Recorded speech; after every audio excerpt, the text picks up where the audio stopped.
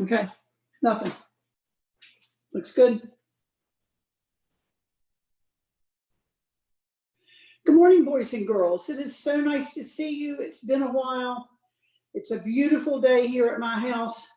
I hope it's a beautiful day at your house when you're watching this.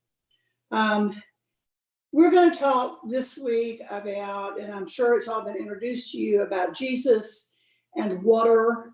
And today we're talking about Jesus washing feet.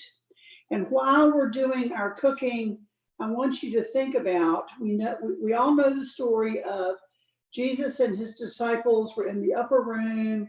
It was the beginning of Holy Week. And Jesus then washed his disciples' feet, which was not a common thing for a leader to do. I want you to think about, while we're going through this, why do you think he did that? Why would Jesus stop what they were doing and wash his disciples' feet, which was a very uncommon act for him to do?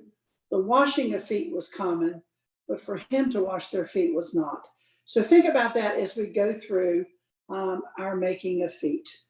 So the first thing you need to do is turn your oven on to 450 degrees. So I'm going to turn my oven on. Let's see. I always have to get my glasses out so I can see what I'm doing. Come on. 400. I know that's hot, but we're making, there we go. Okay.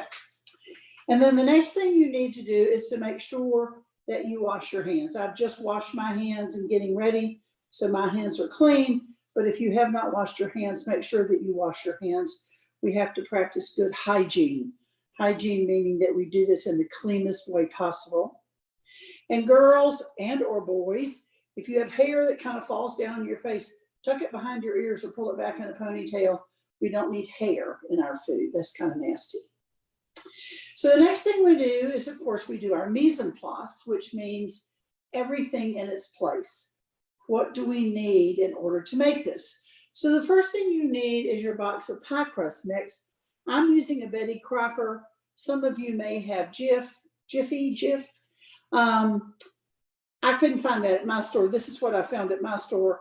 And so I'm using this. We're going to need some water. So I have a measuring cup. We're going to need a bowl in which to mix it. And I'm going to put that right here in front of me. Well, not yet. And of course, some sort of spoon to stir it with. Now we're going to make cinnamon sugar.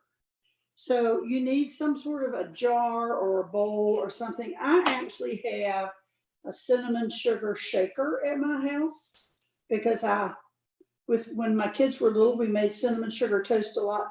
So this I can just shake out. But we're going to make some cinnamon sugar. So of course we need cinnamon, ground cinnamon, at the grocery store, and some sugar, and a tablespoon. Well, any kind of spoon you could measure with. It doesn't have to be a real tablespoon. It can be a regular spoon from the drawer, but we'll show you how to do that. Let's see. 2 sheets of wax paper to roll out our pie dough. I have an offset spatula that my husband bought me a number of years ago because I make cheese straws. But if you don't have one of these, then it's hard to get the pie dough up off your counter. And the best way to do that is we're going to use 2 pieces of wax paper, a little bit of flour. You have some sort of box of, these are yogurt covered raisins that we're going to use for toenails on our feet. A short knife to cut our pie dough once it's on our pan, maybe a spatula, and my pan is over here. I just have a cookie sheet pan. No grease, no nothing on it, just a cookie sheet pan. Okay, I think that's everything. Pot holder. Anyway, so the first thing we want to do is we want to make the cinnamon sugar. So to make cinnamon sugar, it's 1 part cinnamon sugar to 4 parts sugar. So it doesn't matter what you're using to measure with. is that you put one of the measures. So I'm using a regular tablespoon. This does not have to be exact. So I am So tapping. that is the straight cinnamon, right, Miss Chris? This is ground cinnamon that you buy. So remember, when you're measuring, you measure to the top. And you put that in there. Let me close that back up. I'm going to take my apron and I will wipe that out so that I don't get cinnamon in the sugar necessarily. So you might want to start with the sugar and then do the cinnamon. That might be a good thought.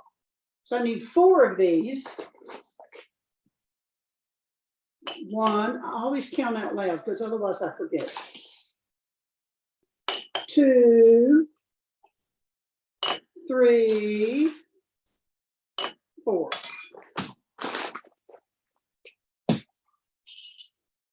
You put the lid on and you shake, shake, shake. And what you come up with is really nice looking cinnamon sugar. You know, and we shake a lot of things. And if you think about it, sometimes when you try to be as Christ-like as possible, not always an easy thing to do. When you give your life over to God, not always an easy thing to do, He kind of takes you and shakes you up. And what was mixes up with what might be, and you come up different. So this still is cinnamon and sugar, but it's different because it's been mixed up. And when we let God into our life, He mixes us up.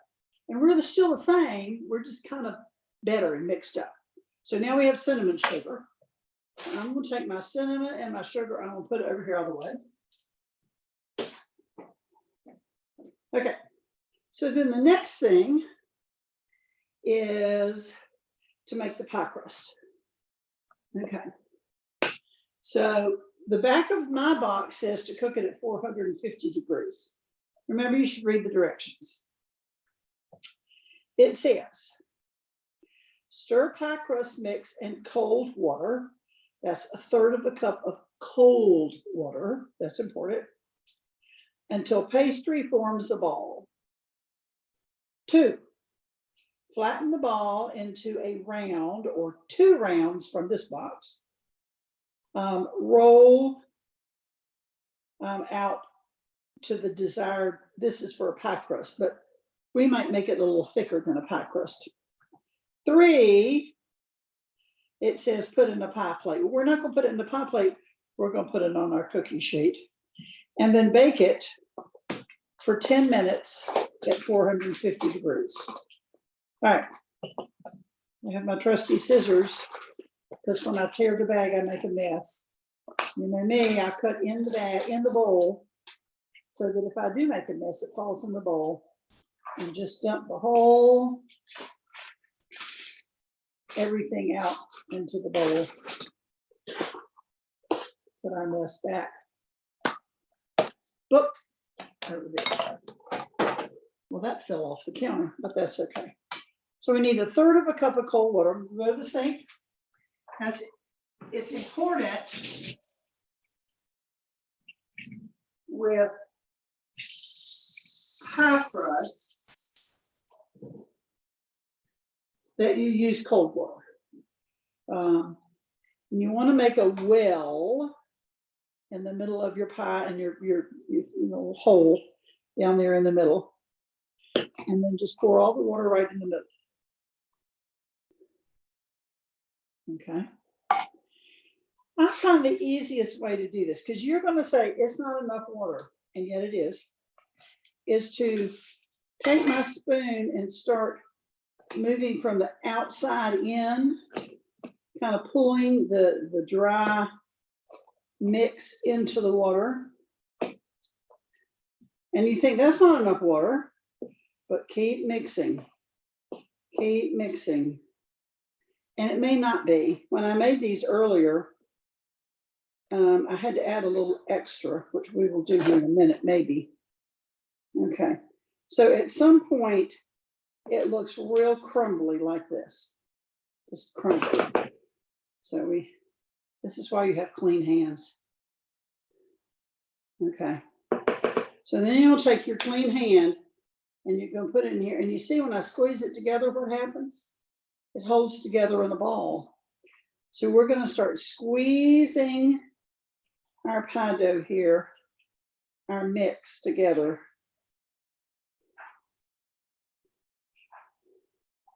Keep squeezing, moving it around. Okay. This, if you keep squeezing and you still have this creamy stuff in the bottom, this crumble in the bottom that doesn't want to hold together, you need a little extra water. So let's get a little extra water. Now, it is very, very, very, very easy, very, very, very easy to get too much. So you want a spoon, and you want to spoon 1 spoonful. Dribble that in there, because it does not take much. Now, if you do get too much water, you can add regular flour, because pie dough is flour and salt and some sort of shortening like Crisco. This has a dried Crisco in it that you activate with the water, and that's about it. That's it. Water and flour and Crisco and a little salt. Okay, I need just a bit more. So I'm gonna take another spoonful, just a spoonful, dribble it in, keep working it.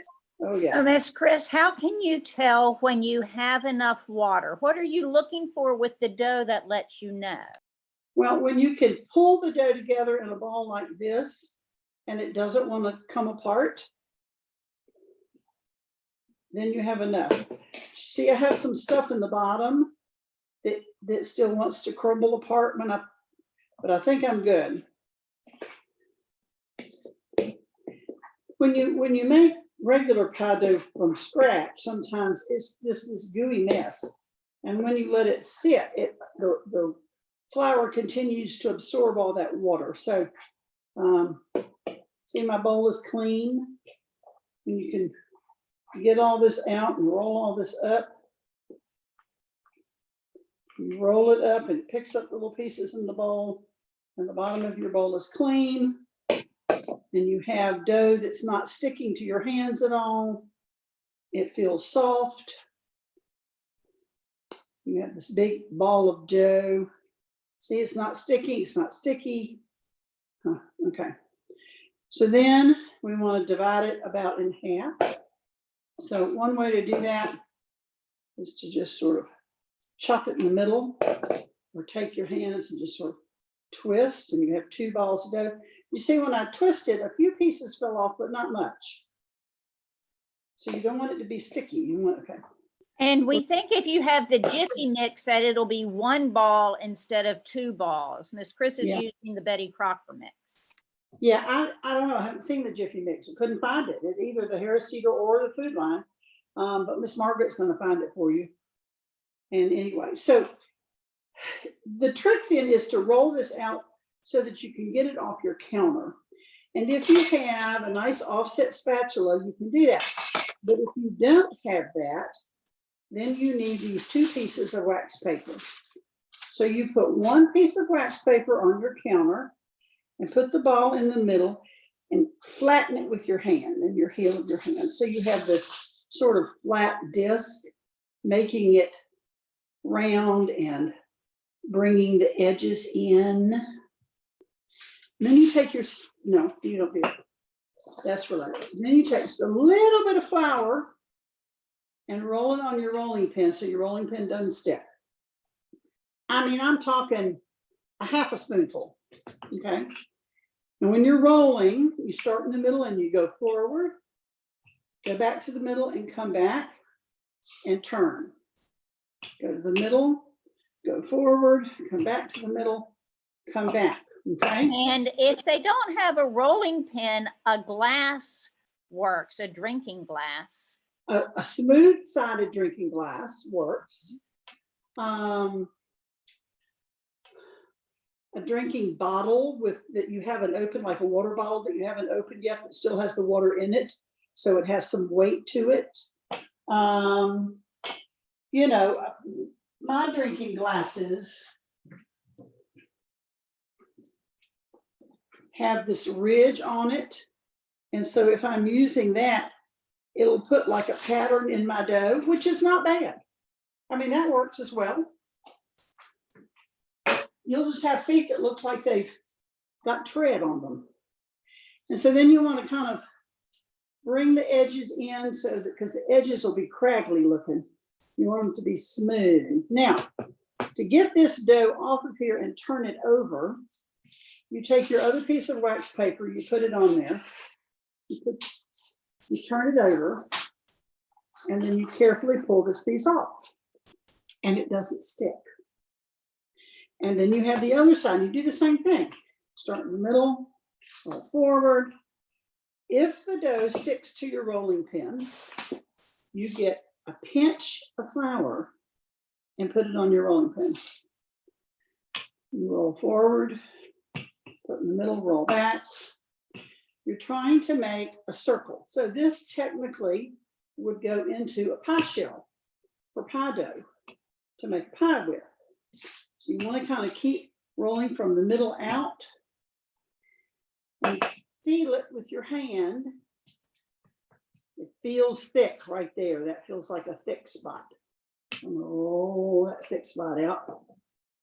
Here again, the nice thing about pie dough is that you can pinch it together. If for some reason you roll a hole in the middle, pinch it together, it works just fine. And see, this is hard to get up off of here. Put my piece of wax paper on, turn it over, take my piece of wax paper off, and nothing sticks. Plus your counter doesn't get messy. But y'all know me, I'm a messy cook, so. Okay, a little bit more. Just be a little thinner. Oops, see, that stuck a little bit. And I have this like little baby hole right there. I just need to push that together. All right. I have an indent there. I'm gonna pinch that together. And just take my finger and go around the edge and see if I can get the edge as smooth as possible. It really doesn't matter. And when you're making pie to go in a pie shell, it really doesn't matter. But for this activity, all right, so now we have a circle of dough that is about 8 or 9 inches around, whatever you like. Feels kind of the same thickness all over. So you want to get your baking sheet and you just take the dough and you put it right in the middle. See, I had a piece of pie crust stick to my dough and made a hole. So I'm going to push that in there and fill up my hole.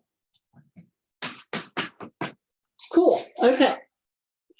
The next thing we need is melted butter. And just a small bowl that can go in the microwave. And butter. About 1.5 tablespoons. Butter the size of a walnut. That's about the size of a nut. Put that in there. And my butter tray is empty. And then you want to microwave it for about 30 seconds. This is room temperature butter. It's interesting. A couple of years ago, my refrigerator died, all except the little section. And I researched what food does not have to go in the refrigerator. And butter is one of those foods that you do not have to refrigerate. Jelly is another one, or peanut butter. But butter, you do not have to refrigerate. Now, if you let it sit out for like 2 months, it will go bad. But for butter that you just use around the house, if you like it hard, put it in the refrigerator. If you like it soft, sit it on the counter. So it doesn't hurt it to sit it on the counter. So this one, see, is very soft. It's been on the counter. So put that in the microwave for 30 seconds. I'm gonna move my rolling pin, I'm gonna move my flour. Don't need those. Don't need my water. Move those. Don't need my extra ball of dough or my spoon. Okay. Cleaning up my workspace. So you also need a pastry brush. Now, if you don't have a pastry brush, you could just do it with the spoon and the back of the spoon. What you want to do, be sure when you take something out of the microwave that the bowl is not hot. My instructions, my request, my suggestion is that whenever you're working in the kitchen with the stove or the microwave, you always talk to your parents and you always follow your house rules. Whatever your rules are in your house for putting something in the microwave or using the stove, whatever your parents say, that's what you need to do. I think it's important to learn how to do that safely. But whatever your parents' rules are, that's what you need to follow. Okay, so now we have a little bowl of melted butter and we want to put it all over the top of our pie dough. Now butter has pure butter and milk solids in it, so you want to kind of, if you ever melt butter and then let it sit, kind of separates. You can use both parts. So you want to do it, and I like to start at the outside and brush towards the middle, because that way I don't get a whole lot of sugar, like butter on my pan, which then might burn in the oven. And then it makes my pan harder to clean up, because I am a firm believer that if you're cooking in the kitchen, you need to learn how to clean it up properly as well. I have a wonderful husband who does our dishes. I'm so lucky. Okay, so you want your cinnamon sugar to stick to your pie dough. So you want to push this butter all over and around the edges and get it to the edge. I have a little more than I need, so you can see it on there glistening. So if I were to pick up my pan, a little bit of that butter would run, but not much. See, it's all covered. And then you take your cinnamon sugar and your spoon that you used already to do it with, and you want to hold it about, I don't know, 2 or 3 inches above your pie crust and gently shake. Now, in biblical times, everybody wore sandals. They didn't have tennis shoes. They didn't have closed-toed shoes. They wore sandals. And it was not green and lush with beautiful grass. It was sandy. So everybody's feet were sandy and dirty. So the question is, how dirty do you want your feet to be? How much cinnamon sugar do you want on your feet? I like a lot. So you're probably not going to use all that we've made. That would be too much. Get it out to the edges. Some of it's going to get on the pan, and that's okay. No problem there. The butter is going to soak it up. Okay. So now you have a circle with cinnamon sugar on it. So here we go with a knife. Now, you can use, let me try, I don't know. Rather than a sharp knife, here again, I think it's important that you learn proper knife skills. You carry a knife like you carry scissors, you know, point down. You have to be careful. But let's try it with a regular table knife. So what you want to do is you want to take it and you want to cut it. Oh yeah, this works fine. You want to cut it in half. So drag your knife across and cut it in half. And then you want to cut each piece into 3 pieces. So you kind of eyeball it. Estimate what's about 1/3. So if you start in the middle and you drag outward, that works well. So Miss Chris, it's like you're making triangles. Correct. We're making triangles. And so then you turn it around and you do the other side. I did not do this very evenly, So my 6 pieces are not all the same size, but that's okay. And then you want to take very carefully, you can take your hand, if you need to use a spatula, a metal spatula, you can kind of drag your pieces apart. I think I can do that with my hand. Kind of do every other one. You can drag them apart. Now, once we cook these are going to be feet, but these don't look like feet. But they do look like pizza slices, which is a good thing to keep in mind when cutting. Yes, they do. So what you want to do is on the tip, you want to take your hand and carefully just poke the tip in so that the heel of your foot, that's the heel of your foot. That's going to be the heel of your foot. And make that kind of round looking. Tuck those in, just push them up kind of so they're not pointy anymore. My heels are not pointy. I don't know about yours. Now you could, if you had a foot cookie cutter, you could cut it, but I don't have a foot-shaped cookie cutter. Okay, so now each of my pieces have a little rounded heel, and then these are going to be your toes. So you have right feet with a big toe and left feet with a big toe. Most people's big toe sticks out the furthest. My second toe sticks out the furthest.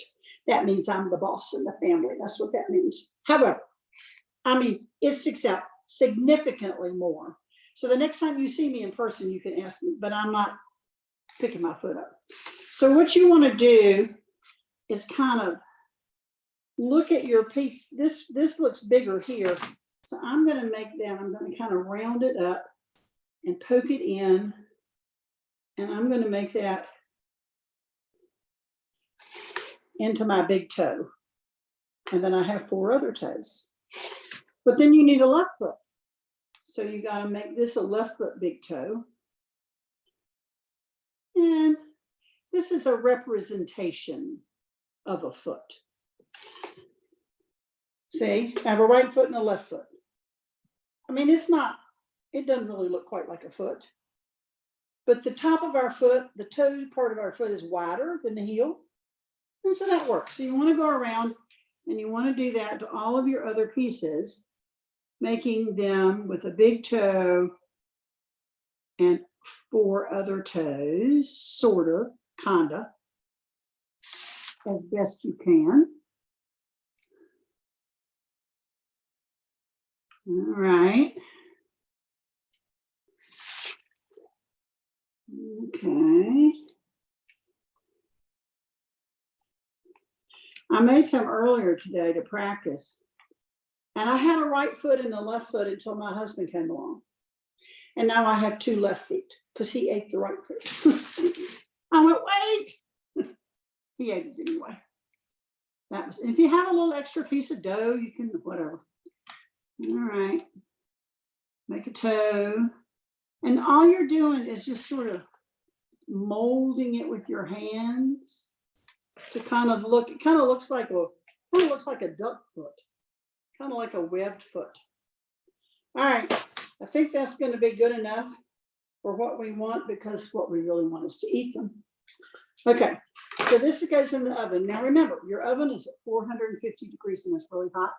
So when you open an oven, you stand to the side so that heat doesn't come out and blast you in the face and make your eyelashes melt. I've had that happen before. So I'm going to open my oven and let that heat escape for a moment. This is not hot, so you don't need a pot holder yet. And you just slide it in, close it up. Now,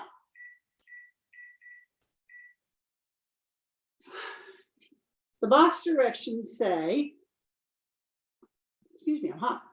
The box directions say to cook for 10 minutes. I always like to go a minute or 2 less so that if it cooks faster, sometimes your oven cooks faster, sometimes your oven cooks slower. Every oven is different, so you don't burn them. Okay, so let's do some cleanup. We've got some cinnamon sugar left in our jar. Another thing that you can do, if you don't have a shaker and you want a shaker, is you can take some sort of an ice pick or a sharp tool and make holes in the top of your jar, and then you have a shaker jar for your shaker. See, if I'm shaking mine, I'll put it in here. See, it shakes out real fine. Mine's a fine mesh, but it's whatever it is. Okay, so I don't need these things. I don't need these. We're gonna put these over here out of our way. All right. Put this thing. I'm gonna give my hands a rinse because I've got pie dough and sugar on them. Okay, now every foot has toenails. And this is what I cooked earlier. The first thing I tried is I tried a foot and I put the raisins on before I cooked it. And you see, that doesn't look good. And then afterwards, I put the raisins on after I cooked it. And that looks more like toenails to me than like these little burnt things. And you see, this is a bigger raisin than this one because this is a big toe. And that's a little toe, which means that's a left foot. And look, here's another left foot. And I was not overly careful about making toes. But anyway, making it look. So here's what we're going to do. I have another little jar, little bowl. And you have a box of some sort of yogurt covered something, raisins. You can get these in pink as well. And I'm going to put them in there because what I want to do when my toes come out of the oven, I don't know that this is enough.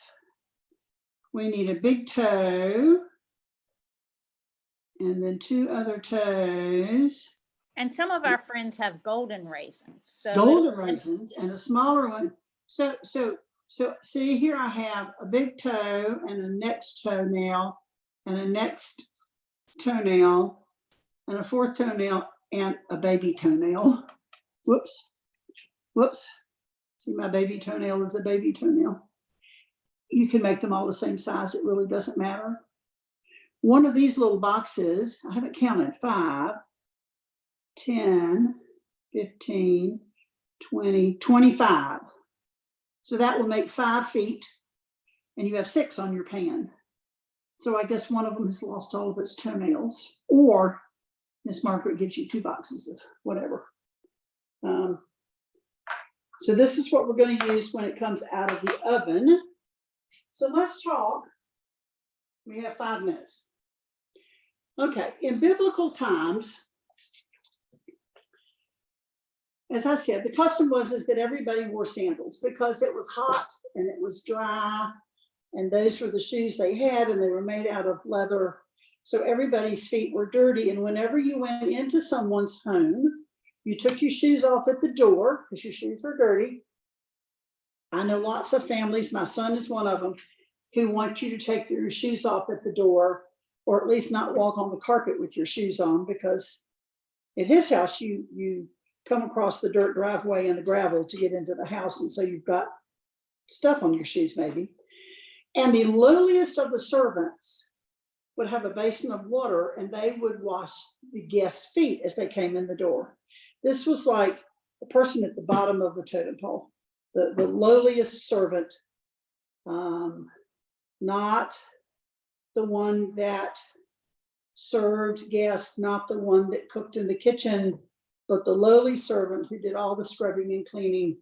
And that would be the person that would wash your feet. So we're in the upper room and we're at the Lord's Supper, and Jesus says, stop before we eat and let me wash your feet.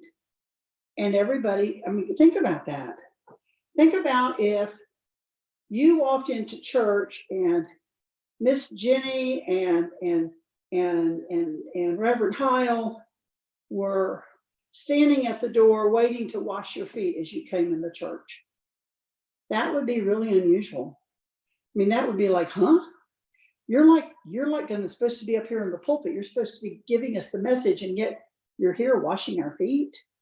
Or if your parents went to work and the big boss, the head of the company, said, let me wash your feet before you come into work. It'd be like, why are you washing my feet? You're in charge. You're not the lowly servant that's supposed to be washing our feet. So why then did Jesus wash their feet? Why was it Jesus who was washing their feet? What was he trying to teach them? He was trying to teach them to be a servant. That if we are going to follow Christ, if we're going to be good Christians, we're going to do our best, like what would Jesus do, and be like Jesus, then we need to be the servant. We need to not put ourselves above anybody else. We're not better than anybody else. You may be taller, you may be older. I'm not smarter. I know more than you know because I'm older, but it doesn't mean I'm smarter than you are. We need to serve other people, and that's what Jesus calls us to do, to go out into the world and to serve other people, to be the example of what it means to turn the other cheek, to give people what they need if we have it to give, to not think of ourselves more highly than we ought to, which is a Bible verse that I personally struggle with, but because I think I'm pretty special, but I think you're pretty special too. Everybody is special in God's eyes, and we all have special gifts. Obviously, cooking is one of mine. So is eating. Anyway, I wish exercise were one of my gifts. Anyway, Jesus is saying we've got to be the servant. We've got to lower ourselves so that we're not better than anybody else, that we lead by good example, we help other people when they need help and we have it to offer, rather than say, hey, look at me, aren't I wonderful and I'm better than you. That you can say, hey, look at you, you're wonderful and I am too. That's okay, because we are wonderful. But Jesus was saying, here is an opportunity for me to show you what I expect of you. This is the kind of person I want you to be. To not be better than the lowly servant, to be equal to anybody else that is above us or below us in the ranking. So, and there are lots of people who do that really well. And think about the people in your life that do that. You ever had a really good teacher? The really good teacher is a servant. The teacher that knows what the students want and need and gives it to them, finds out a way to help every student learn. That's a good servant. Think about a time when you or your sibling have cleaned up the kitchen without your mother asking you to do it, or helped your sister or your brother with their chores because you're finished with yours. All those are things, little things that we can do that make a great big difference in our lives. And if you ever had the opportunity to wash somebody's feet in a very prayerful experience, or to have your feet washed by somebody else, it is a truly spiritually God-filled moving moment. I had a minister from Tanzania wash my feet, and I washed the feet of the bishop from Central America at a conference. And it was amazing to get down and wash somebody else's feet. It was very humbling and very wonderful. So if you ever had that opportunity, do it. My beeper has gone off. Let's check. Remember, stand to the side, open up. Oh, that looks really good. Okay. Tighten those out.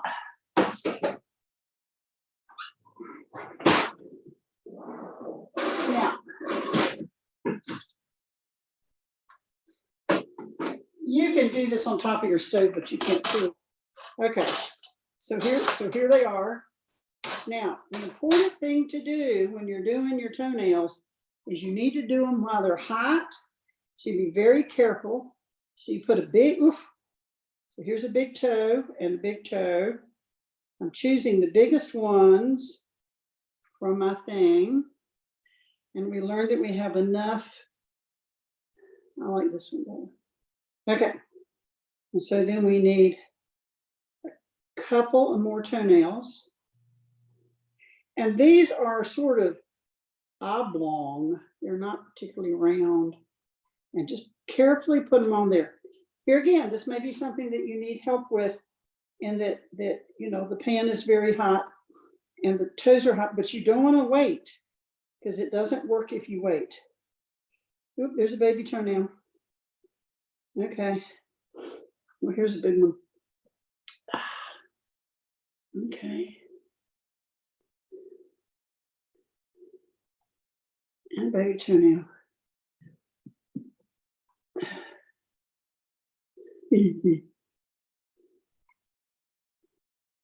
That toenail is really big, but it's already on there. That's too big. Okay, let's see. Oh, that's my husband coming in. Hi, dear. I'm making feet. Feet don't fail me now. Yeah. Okay. So I have one left over. Here's my husband, Paul. Okay, now see, here's Paul. Say hey. Hey. Go put your face in the picture. Hey, Margaret. Say hey, students. So then you want to take it and because these have yogurt on the outside, the yogurt starts to melt, and you push it down and you see the yogurt kind of, and that's what makes them stick and not fall off. So you just want to gently, it's sort of like you've had your toes done, but the nail polish is kind of oozing out the sides, but you want them to stick. So you push them down a little. Oops, that one came off in my hand. Be careful. You don't want to burn yourself. Ah. Okay, we're doing another one. When you do this, make sure you don't put your arm on the pan like I just did. It's hot. All right. And there we have it. We have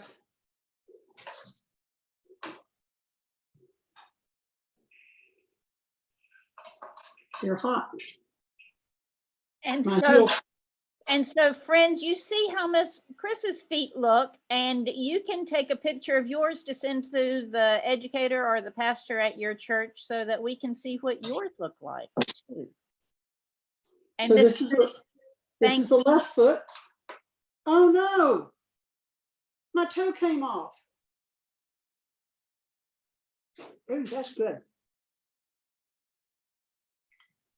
Oh, you see, gotta be careful. Use your spatula. They're hot. That's a right foot because that's the big toe. My little toenail is kind of big. My mother had no toenail on her little toe. I know that's fascinating. Anyway, here we go. We have feet. So make sure you let them cool for a while because they're very hot. You don't want to burn yourself, but they're good. The heel came off of this one. Oh dear. Thank you, Miss Chris, and thank you, everybody. We look forward to seeing your pictures. I'll take a picture and send it to Miss Margaret. You take your picture. Remember, if you have the opportunity to do something for somebody else and to be the servant, that's what Jesus wants us to do. It was great being with all of y'all. I hope to see you soon in person. Stay safe, and I love you. So let's end in a short prayer.